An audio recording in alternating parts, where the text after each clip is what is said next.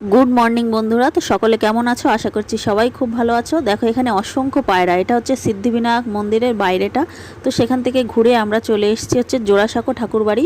তো ভিডিওটা দেখে সবাই বুঝতেই পারছো যে এটা জোড়াসাঁকো ঠাকুরবাড়ি। দেখো এখানে আমার বান্ধবী আর ওর বর দুজনে খুব সুন্দর গল্প করতে করতে ঘুরে বেড়াচ্ছে। তো আমরা একদিনে কলকাতার 4টে জায়গা খুব সুন্দরভাবে ঘুরেছিলাম। খুব বেশি ভিডিও করতে পারিনি, ছোট্ট একটা ভিডিও তোমাদের সাথে শেয়ার করলাম।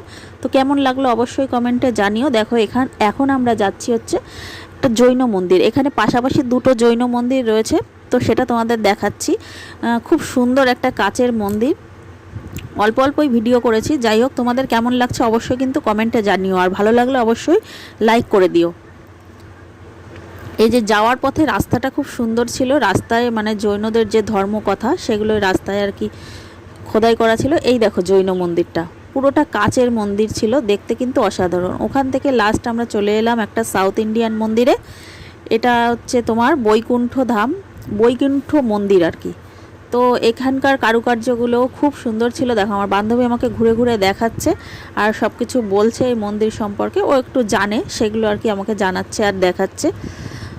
তো যাই হোক, একটু ছোট ভিডিও তোমাদের সাথে শেয়ার করলাম। সকলে ভালো থেকো, টাটা।